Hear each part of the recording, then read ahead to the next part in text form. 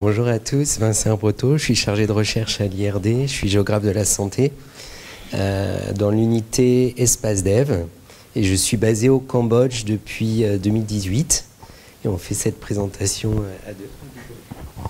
Bonjour, donc Florian Giron, moi je travaille au CDC, donc c'est Communicable Disease Control Department, donc c'est un département du ministère de la Santé du Cambodge. Voilà, je suis au Cambodge depuis 2019 où j'ai travaillé avec Vincent et depuis 2022 justement au CDC du Cambodge.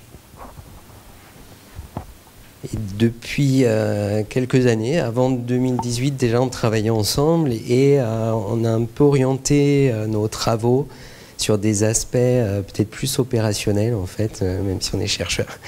En tout cas, essayer de voir comment les données spatiales peuvent contribuer à la surveillance d'une manière plus opérationnelle en temps réel. Alors on a déjà présenté des choses dans les ateliers du CES, mais voilà, on va essayer de faire un petit peu une mise à jour avec les actualités des projets. Alors, pour replacer nos... C'est là donc, nos travaux sont sur le suivi de l'environnement et du climat par satellite. Donc, ça va concerner évidemment des maladies, par évident en lien avec le climat et l'environnement, des maladies aussi sur lesquelles il y a des données. Donc, ça limite un petit peu le champ d'application. On peut travailler, il y a eu des exemples ce matin, mais sur les maladies vectorielles, les arboviroses, tout ce qui est diarrhée. Il y avait des exemples intéressants ce matin.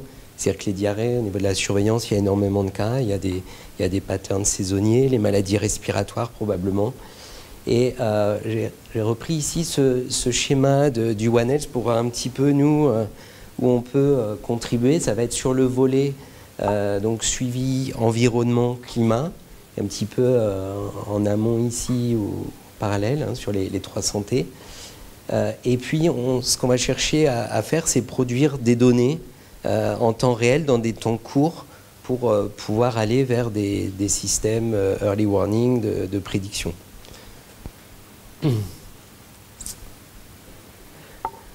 Voilà. Alors le contexte que tout le monde connaît, c'est qu'on a accès aujourd'hui à beaucoup de données spatiales. Donc de ce côté-là, ça s'est beaucoup amélioré ces 10 dernières années. Ça, c'est le schéma des satellites du programme de l'ESA européen. Et en particulier, nous, on a le programme Copernicus avec Sentinel-1, 2 et d'autres séries sur lesquelles on repose nos travaux. Voilà. Et puis des capacités de calcul aussi qu'aujourd'hui on utilise beaucoup. Donc le constat, c'est qu'on peut faire des choses au niveau de la surveillance. On a un rôle à jouer en apportant de la connaissance à partir des satellites pour la décision dans le domaine de la santé. Mais le constat aussi, c'est que depuis, on surveille un petit peu les outils et il n'y a toujours pas grand-chose. Alors, il y a quelques années, on s'était beaucoup orienté là-dessus sur le DHIS2, qui est un système d'information utilisé dans beaucoup de pays, et sur lequel on se disait c'est quand même incroyable que ce système, il n'y a aucun lien avec les données spatiales, les données satellites. Et puis tout récemment, l'an dernier, il y a un énorme budget du Wellcome Trust, il y a 14 millions d'euros qui ont été mis pour développer exactement ce volet-là. Donc, on est un petit peu loin derrière. Mais quand on regarde de près, c'est assez décevant ce qui est en train de se faire parce que les premiers développements reposent sur Google Earth Engine. Donc, voilà, un système privé d'accès aux données. Et bon, on est un petit peu en train de voir qu'est-ce qu'ils vont faire. Mais en tout cas, voilà, c'est pour dire qu'aujourd'hui, il y a très peu de systèmes d'information qui intègrent ces données en temps réel. Alors, on a essayé de voir un petit peu ici quelles sont les grandes étapes pour aller vers un système d'information de santé qui intègre ces données. La situation, donc, pour revenir à c'est ce qu'on disait avant, au niveau des données satellites, il y a tout ce qu'il faut, il y a tout ce qu'il faut. On est toujours preneur de nouveaux satellites, de nouvelles résolutions, mais il y a beaucoup de résolutions, beaucoup de satellites. L'accès gratuit au programme Sentinel, par exemple. On a des capacités de calcul accessibles. Il y a beaucoup d'échanges d'algorithmes. Donc on a accès à quand même beaucoup de possibilités de traitement de données. Et puis voilà, peu d'intégration, avec deux stratégies qu'on voit. Soit on intègre ces données dans des systèmes existants comme DHIS2, soit on développe des propres systèmes d'information. On est plutôt, nous, là-dessus, à développer des plateformes indépendantes. Et puis voilà, peu de cas. Donc en face, on essaye de mettre les besoins. Les besoins au niveau des indicateurs, développer des indicateurs. Donc là, c'est vraiment au niveau de la recherche, de voir un petit peu quels sont les bons indicateurs, qui soient faciles à redéployer, à utiliser. Ça va dépendre des échelles. Des besoins de traitement aussi, parce que Google Earth Engine, beaucoup de gens l'utilisent aujourd'hui, mais du jour au lendemain, ça peut être payant et ça va bloquer après des pays qui reposeraient leur surveillance là-dessus. Et donc, développer des ponts, des pipelines entre les systèmes d'information santé et les fournisseurs de données satellites. Et puis, plus d'études de cas pour aller vers des solutions peut-être plus génériques entre pays ou entre maladies, parce qu'on est loin de ça, on travaille là au cas par cas. Alors, nous, on a commencé à travailler sur Sentinel-2, donc vous connaissez tous, je ne vais pas reprendre ici, mais on a eu la chance d'avoir un premier projet financé par le TOSCA, dont on parlait ce matin, projet S2 Malaria, donc en 2017 à 2020. C'est un projet qui visait vraiment qui partait d'une idée toute bête à la base, de faire des séries temporelles sur mesure à partir des satellites Sentinel-2. On se disait quand on a proposé le projet, ça a été un petit peu aussi un doute émis à l'époque, en disant il y a peut-être des grandes entreprises ou des services qui vont se mettre en place qui feront l'équivalent. Aujourd'hui, les outils qu'on a fait fonctionnent et on s'en sert, on est bien content d'avoir pu les développer. Donc ces outils, c'est par exemple la chaîne Sen2Chain, qui permet d'extraire sur des lieux d'intérêt, des points ou des polygones, des séries temporelles d'indices type NDVI à partir de ces images Sentinel-2. On a fait aussi une interface Send2Extract qui est liée aussi à des algorithmes d'extraction de ces données. En fait, Send2Extract permet à n'importe qui d'aller sur ce site et d'extraire à partir de polygones des séries temporelles. On a travaillé sur de la modélisation temporelle pour pouvoir calculer des valeurs lorsque y a des nuages sur les images, pour donc faire des modèles temporels, ou alors à des pas de temps différents. Les données épidémiologiques, c'est souvent des données hebdomadaires, donc on avait besoin de recalculer tout ça. Et puis aujourd'hui, on est vraiment sur l'intégration de ces données dans les systèmes d'information, la partie 4. Alors, donc voilà, Sen2Chain, ça, c'est un petit peu la première version. On a une nouvelle version maintenant qui tourne au Cambodge. Donc, c'est un peu ce que je disais pour produire ces indices qui vont être très petits en taille et ce qui permettra aussi d'être facilement téléchargeable sur des pays où l'Internet est limité. Là, c'est le travail sur les séries temporelles. Alors, bon, j'ai un petit peu tout dit ce qu'il y avait sur cette diapo. Donc voilà, on a différents modèles, cubic spline, B-spline et des transformations de Fourier, avec, donc, qui sont qu'on va utiliser dans les outils après. Et puis, on va passer tout de suite un petit peu, nous, au cas d'études qu'on a développé. Et le premier, vraiment opérationnel au niveau local d'abord, c'est un travail qu'on a présenté dans le groupe déjà, c'est Lepto Yangon.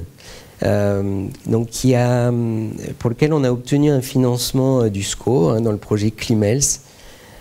Et puis il se basait aussi en parallèle avec le projet Ecomore 2 financé par l'AFD sur l'Asie du Sud-Est. Et là, alors normalement il y a une vidéo, voilà. C'est une interface qui est en ligne, vous pouvez y accéder facilement. Elle tourne depuis plus de 3 ans sans intervention de notre part, elle est entièrement automatisée.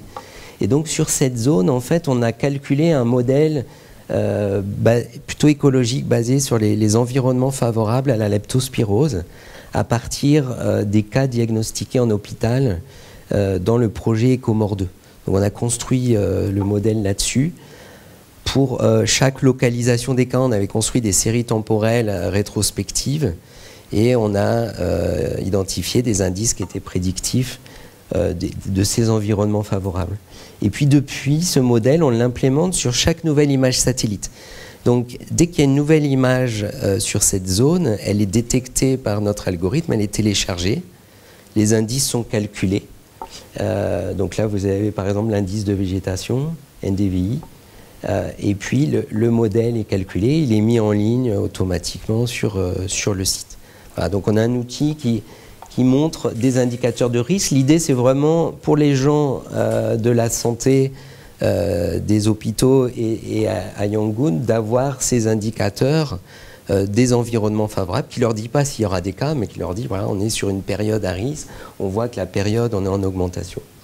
Et puis l'autre information qu'on voyait, c'est que, alors, ça implique beaucoup de monde qui sont listés ici, l'autre, c'est que le modèle est calculé sur des petits polygones, hein, des petites surfaces. Voilà. Et ce modèle tourne, jusqu'ici, il tourne toujours à la station CISOI, il y a Florent qui est là, mais il y a eu un gros travail sur le développement de ces chaînes à CISOI, et où sont faits aujourd'hui tous les calculs. Voilà, alors cet outil a été intégré dans ce rapport que je vous conseille, sur les State of Climate Services de l'Organisation mondiale de la météorologie pour la COP28 l'an dernier. Il a été montré comme cas d'étude. Alors je vais laisser la parole à Florent. Est-ce qu'il faut que je clappe ou pas? J'ai envie de... Non? Ok. Pour changer d'échelle, du coup, on va passer au niveau subnational. Donc, ça va faire écho à la présentation de Jordi juste avant. On est sur le projet EasyMess. Donc, c'est l'intégration de la surveillance environnementale pour la surveillance du paludisme dans l'état de Cayenne, du coup, au Myanmar. Donc, c'est un projet qui a commencé en 2019 et est financé par le Global Fund en collaboration donc, avec SMRU, ESPACE-DEF, CESTIM, IRD. Voilà, donc le projet EasyMess, c'était vraiment essayer de savoir comment, sur cette surveillance du paludisme, comment est-ce que l'intégration de la surveillance environnementale nous permettrait de comprendre un peu mieux les dynamiques en cours. Donc c'était aider la microstratification, les outils de surveillance pour le contrôle et l'élimination. Donc le point important, c'est vraiment le Malaria Elimination Task Force, donc c'est cette surveillance communautaire avec une détection précoce et les traitements qui sont fournis au ACT. Donc on a plus de 1250 malaria postes, donc c'est un malaria poste par village, qui ont commencé à opérer dès 2014. Et dans ce projet, donc, il y avait différentes activités. Donc il y avait le Malaria Epidemiological Landscape donc de Jordi, il y avait aussi à l'origine des études sur l'entomologie, et également donc, le développement d'une plateforme de Malaria Environmental Surveillance System. Voilà. Donc, je ne vais pas vous montrer la plateforme, juste vous montrer un peu comment est-ce qu'on a construit ce système-là. Donc vous voyez qu'il y a plusieurs... bon, le diagramme n'est pas très joli, je suis désolé, mais il y a plusieurs bulles avec différentes couleurs qui représentent un peu des variables différentes, des indicateurs de nature différente. Donc on commence avec les indicateurs environnementaux, donc en se basant sur du Sentinel-2. Et l'idée, c'était également aussi d'être à la hauteur de la surveillance du paludisme. On est dans une surveillance qui est extrêmement désagrégée, extrêmement local. Donc, en termes de surveillance environnementale, on devait aussi répondre à ce défi-là, donc en se posant sur Sentinel-2 Copernicus. Donc, en utilisant donc, tous les chaînes automatiques que l'IRD ESPACE-DEF avait développées, donc Send-to-Core, Send-to-Change, Send-to-List. Donc, on est en capacité de produire chaque semaine, à chaque fois qu'il y a une nouvelle image, les indicateurs de NDVI, de NDWI et de NDWI-GAO pour chaque malaria poste dans un buffer de 2000 mètres. Ensuite, pour tout ce qui est lié à la météo, plus à la météo et au climat, donc on a les températures et les précipitations. Donc là, on va utiliser ERA5 avec des données quotidiennes agrégées en hebdomadaire. Et là, on utilise la combinaison R et Google Earth Engine, donc le RGEE. Et également pour chaque malaria poste, on va produire ces indicateurs de précipitation et température de façon totalement automatisée sur chaque malaria poste dans un rayon de 2000 mètres. Ici également, vu qu'on a des séries temporelles qui sont très très longues, on peut également être en mesure maintenant de calculer des anomalies qui sont des proxys pour des indicateurs de changement climatique. Voilà. Ici, juste un point, c'est pas pour taper sur Google Earth Engine, mais encore une fois, c'est très compliqué de travailler avec ça, parce qu'en fait, même en termes de coûts, effectivement, demain, on ne sait pas ce qui va se passer, mais en fait, leur protocole d'accès change constamment. Donc à chaque fois, on a des bugs, on est obligé de revenir sur la machine. Et donc voilà, ça pose problème. Donc effectivement, avec le laboratoire Keops maintenant au Cambodge, on est en train d'utiliser directement donc ERA5 directement à la source sur Copernicus avec du Python pour récupérer ça sans passer par Google Earth Engine.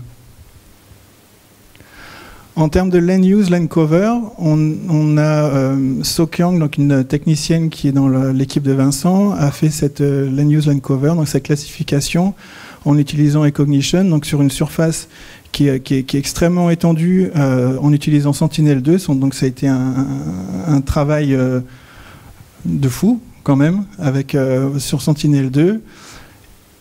Et également donc les indicateurs qui nous intéressaient pour la transmission du palu dans cette zone-là, c'était tout ce qui était lié à la déforestation.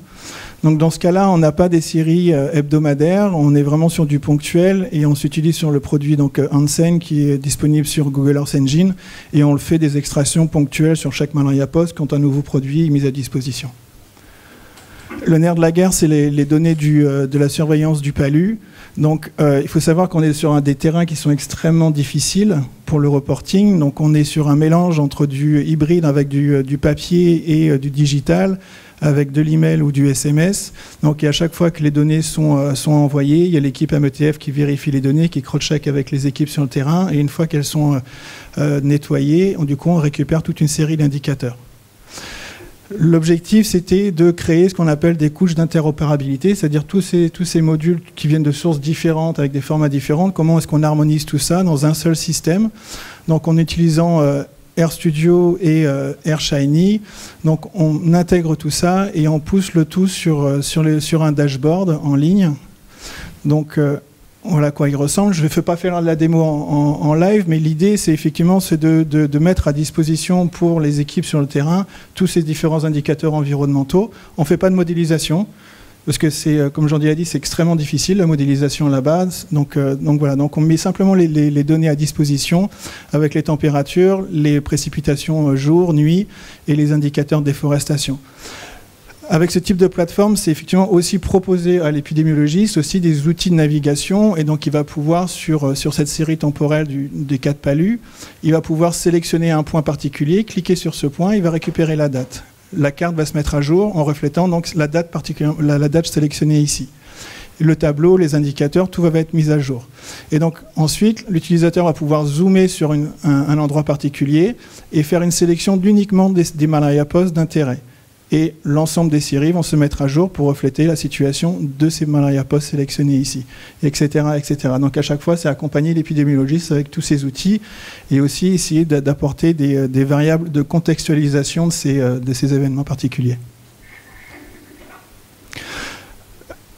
Le fait que ce soit sous R, c'est pas uniquement un détail technique, c'est aussi on détient la capacité en local pour développer toutes ces plateformes, ce qui fait qu'on a pu accompagner aussi de manière un peu itérative et en co-construction avec les équipes METF et SMRU cette plateforme pour refléter aussi leurs besoins au quotidien dans leurs opérations de surveillance. Donc on a eu différentes plateformes qui ont été développées à chaque fois pour répondre à ces besoins en termes opérationnels. Un exemple aussi de flexibilité de ce genre de plateforme, c'est pendant le Covid, ils ont mis en place des centres de diagnostic dans la zone de l'État de Cayenne. Et étant donné qu'ils utilisaient Kobo Toolbox, ça a été extrêmement facile de se connecter directement à leur base de données et de leur proposer à l'intérieur même de cette plateforme des outils de surveillance pour le Covid. Donc, je digresse un peu sur la partie satellite, mais c'est pour montrer aussi l'importance de ce genre de plateforme aussi pour réceptionner toutes les variables environnementales. Sinon, comment est-ce qu'on les manipule ?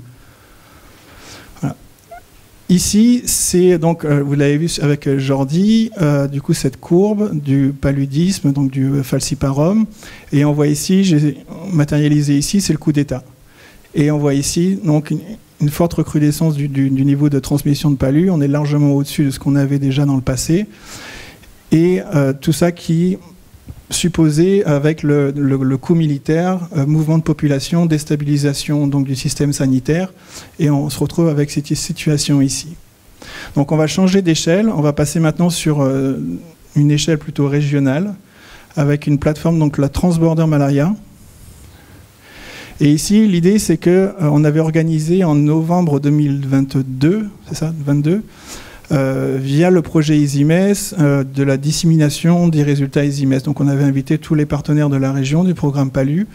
Et finalement, donc, le CDC Thaïlande s'est mis en relation avec SMRU, l'équipe SMRU, et voyant de leur côté de la frontière une recrudescence de la transmission de paludisme, il devenait un peu important d'avoir ce genre de plateforme pour partager les données. Donc c'est un cas assez unique dans le monde, donc il faut le relever. Donc ils partagent leurs données de façon hebdomadaire et avec des indicateurs qui vont être créés. Donc ça c'est le premier draft de la plateforme. Maintenant commence donc le principe d'itération avec les deux parties et savoir quel type de données de chaque côté sera intéressant pour chacun. Voilà. Donc, en fonction du login, on a des accès différents. Donc, soit un accès avec des données très agrégées, soit avec des données avec la localisation des malaria posts, parce que c'est des données qui sont extrêmement sensibles dans un état en guerre. Voilà. Et là, c'est toi. Alors, donc, on change encore d'échelle. Là, on est à l'échelle nationale. On est un petit peu en amont dans nos travaux. Aussi en lien avec le projet Climels, on a commencé à travailler là sur la Thaïlande, où on a accès à beaucoup de données en fait agrégées, mais des données assez détaillées par maladie, par province et par mois, où on a fait pas mal d'essais là-dessus pour voir un petit peu des modèles de prévision. Et ça va se concrétiser surtout côté Cambodge. Alors, moi qui présente, mais c'est surtout avec Florian, avec le ministère de la Santé, où il y a vraiment une demande d'avoir un outil par rapport à la dengue. Et donc, on travaille depuis quelques mois sur le modèle pour l'instant, avec Léa Douchet, que vous connaissez aussi, qui est en thèse maintenant et qui fait une partie de sa thèse sur ce travail-là.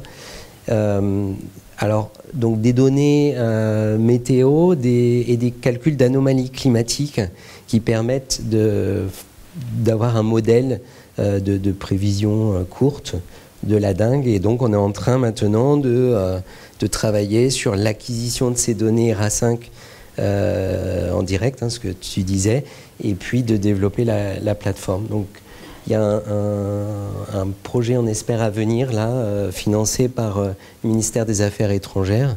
Ça s'appelle les projets FEF. Collaboration avec le CDC et l'Institut Pasteur du Cambodge pour construire cette plateforme. Alors, pour conclure, donc, il y a toujours des gros besoins. Vous voyez, c'est vraiment un travail en construction. Il y a beaucoup d'intérêt auprès de nos interlocuteurs sur ces données-là et la construction d'outils, l'accès aux données qu'on a montré. On n'a pas forcément des modèles qui fonctionnent, mais déjà de fournir les données de pluie.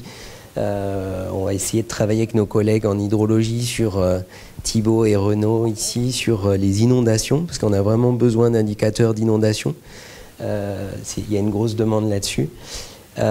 Des données à différentes échelles. Et puis nous, un peu là, on a essayé de lister nos besoins pour la suite. C'est vraiment des travaux de modélisation. Et vraiment, là, c'est quand même ça derrière le cœur des travaux. Modélisation écologique avec des signaux, donc des outbreaks ou les suivis des dynamiques. Travail à différentes échelles. Le travail qu'on a montré sur la leptospirose, on est vraiment sur du local, sur Yangon, sur l'agglomération, mais on est un petit peu encore en difficulté pour extrapoler ça à l'ensemble d'un pays, puisqu'on est à 10 mètres, donc c'est extrêmement précis. Donc on a des idées, mais on n'a pas fait ces changements d'échelle. Et puis travailler sur ces ponts. Voilà, là actuellement on est vraiment sur RA5 et comment on peut automatiser les données sur des formats qui vont bien dans nos outils. Et puis le dernier point, donc j'ai rajouté une diapo là-dessus parce qu'on en a parlé ce matin, c'est vraiment les besoins locaux aussi, d'avoir des compétences locales. Nous on est en Asie, on est au Cambodge, et donc au final on a créé un laboratoire il y a 2 ans qui s'appelle KEOPS, Khmer Earth Observation Laboratory, donc, qui a été inauguré en novembre 2022 avec l'Institut de technologie du Cambodge. Vous voyez, on est un bon petit groupe actuellement en haut, c'était il y a 10 jours. Alors l'idée, c'est vraiment de former.